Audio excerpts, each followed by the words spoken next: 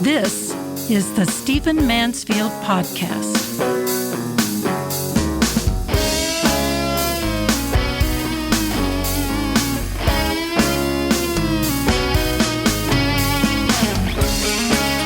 Well, welcome to the Stephen Mansfield Podcast. Great to have you with me here on the podcast where we look at our times through the lens of faith and leadership, character, and history. Let's dive right in. I want to talk to you in this episode about a rising trend that is horribly dangerous in American politics. I've had some connection to it personally. We're seeing it in the news. It's something we need to know about. It's something we need to oppose. Let me start this way.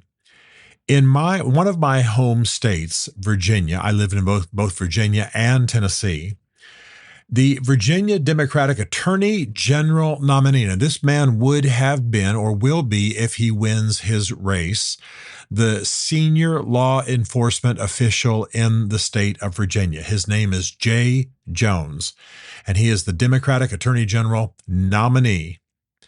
Now, he has written about and fantasized about, so he says, putting 2 bullets into the brain of Virginia House Speaker Todd Gilbert, a Republican, by the way.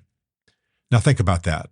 He's written about putting bullets into the brain of the current House Speaker, Todd Gilbert.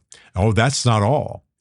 Jay Jones has also written about wanting Todd Gilbert's wife to see her children dead, so then she would convince Todd Gilbert not to run for office. I want to say again, this is a man hoping to be, the senior law enforcement official in the state of Virginia. I mean, this is relatively minor given what's going on in America, but it is horrifying.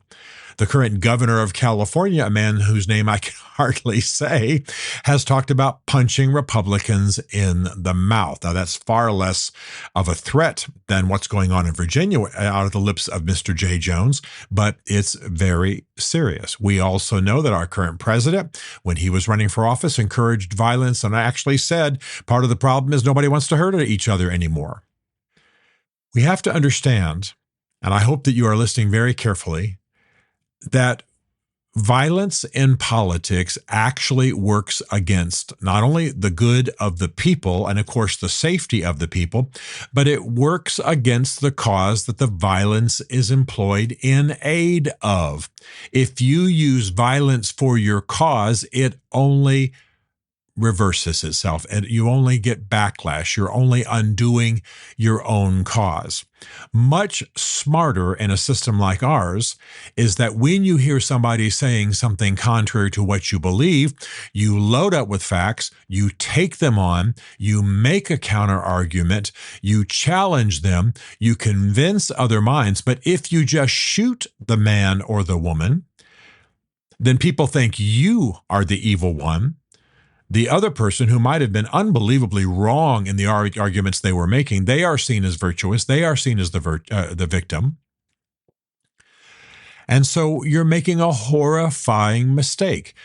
We are seeing a rising tide of political violence, of people urging violence, and you can go online, go on YouTube, and you can see extremely high-ranking and responsible people making statements about killing Trump, about killing certain politicians, about beating them up, about fighting them, about challenging them on the floor of Congress in terms of violence, about killing their families, about killing their children. I mean, this has reached epidemic proportions. And of course, we have seen a good deal of actual political violence and killing of late. Now, I want to use myself as an example. Believe me, I am no big deal. I'm not at the height of all these people. But I thought I would, since you listen to this podcast, you have some connection to who I am and what I do. I thought I'd recount 2 episodes that would be illustrative of what people who are even a little bit in the public eye, like I am, just a little bit, deal with. Many of you will remember in 2018, there were a number of pipe bombs sent to prominent people. Mr. Obama, Mrs. Clinton, Kamala Harris, Joe Biden, CNN. I could go on down a long list of people who were on the left and who were sent pipe bombs in 2018. For a number of weeks there, we had a nation being largely terrorized, a political set here in Washington, D.C. being largely terrorized.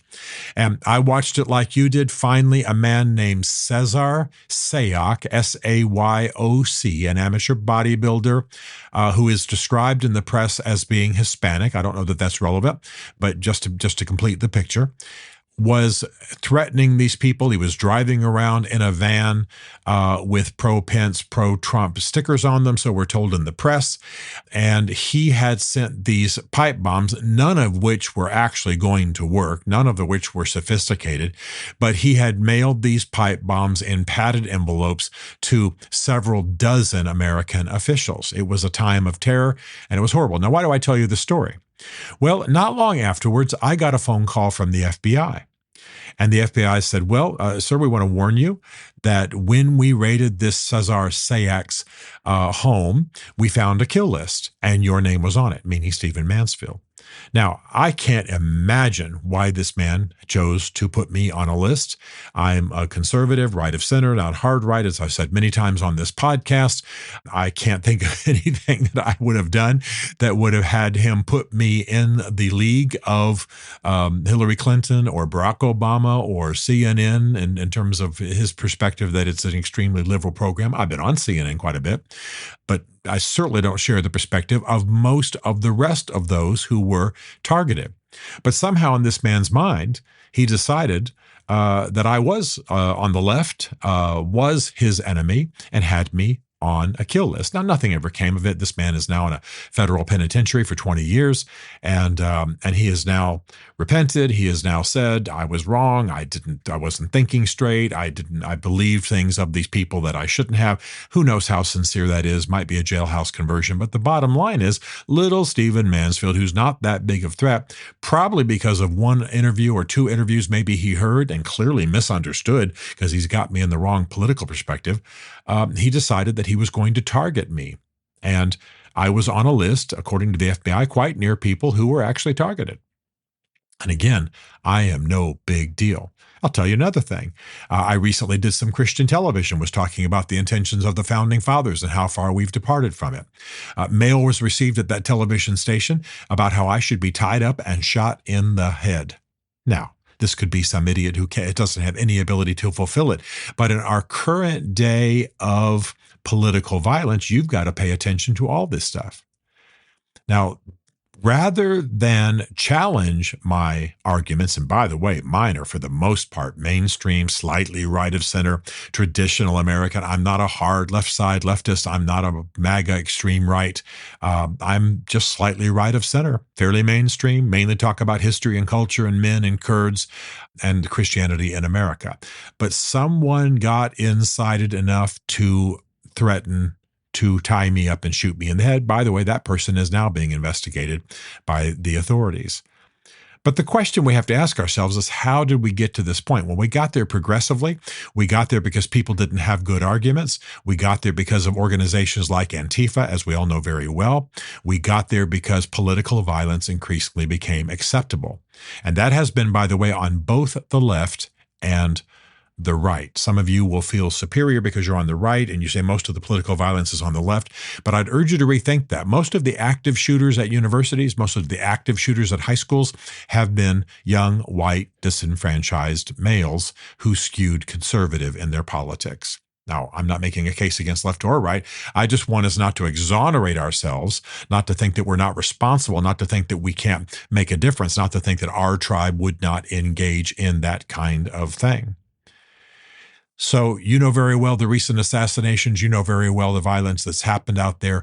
But I want to say for those of you who are under any kind of influence from me, if you're listening to Stephen Mansfield at all, is there a time for violence when it comes to revolutions, when it comes to defense, when it comes to protecting your home, things like that? Of course, certain kinds of moral violence, yes, but political violence is trying to harm physically or kill someone who is on a different political perspective, holds a different philosophy from you.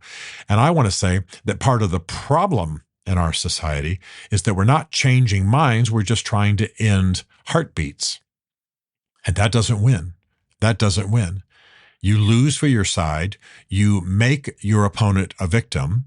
You look like a fool. And by the way, you're very likely to spend time in prison, as is going to happen, has happened with the people who threatened me. Not that I'm the most important end of that list, and the people who have committed political violence in our society. I raise this question, I raise this statement because I really want those of you who are at all influenced by Stephen Mansfield or have any respect for his views, I want you to pay attention to the things that you say at your cigar hang. I want you to pay attention to the things that you joke about. I want you to pay attention to the violence of your own humor and laughing. I want you to pay attention to making an effort to drain threats of violence from what you do and spend that time instead sharpening your argument. How do you answer Antifa? How do you answer Black Lives Matter? Although, of course, we all believe the sentiment that Black Lives Matter, but the organization is just crazy, fallen off the left-hand side, encouraging of violence, and quite corrupt, by the way. I could go on and on and on. How do you answer them? Don't just want to kill Hillary Clinton, which, of course, is a crime, ridiculous, a sin, ungodly, and stupid. But how do you answer Hillary Clinton? How do you answer Schumer? How do you answer Nancy Pelosi? How do you answer their arguments? How do you convince your children, your society, the people within your influence of your arguments, of your perspective? How do you cite the Constitution? What do you know that can make a difference? Killing someone puts you in prison, taints our society, taints the following generations, makes your cause look idiotic, and makes your opposition look like a hero. Foolish, foolish. It never works. More than that, it's immoral, it's ungodly, it's criminal. So I want you to seriously think about how you conduct yourself. Even those of you who don't consider yourselves violent, just your joking, just your playing around when you're sitting around with friends over a hamburger, just your cigar hang, just your cocktail hour conversation. Are you joking? Are you treating violence lightly? Let me assure you that we now know that people actually go out and commit political violence based on relatively light and intended as humorous comments by people that they are around. They draw the wrong conclusions. They determine courses of action based on what are very little more than jokes. Clean it up. Get it right. Let's win minds and hearts and not threaten heartbeats. Because that's happening in our society. It's blood drenching our politics, and it's going to destroy us as a people.